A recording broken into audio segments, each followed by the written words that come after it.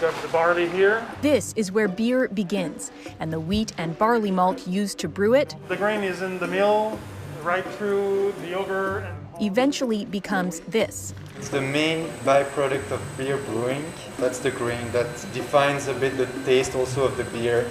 Basile Tis is part of a co-op called Boomerang that turns those leftovers into bread. We collect spent grain from the breweries and we directly dry it at the brewery, and then we bring it to a bakery to mill it into flour.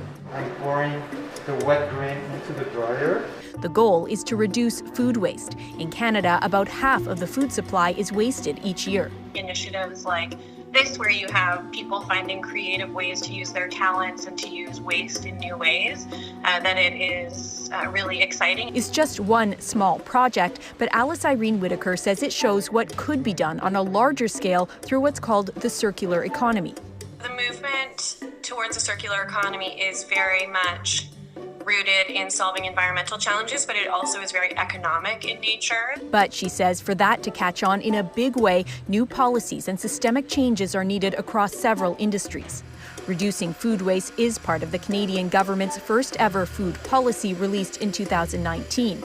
The team at Boomerang want their initiative to grow, to include more breweries and bakeries like this one. We try to do our part, try to make a wave that can grow bigger, in the future. The brewery involved says most of its spent grain goes to farmers for animal feed, but it sees the potential for something more.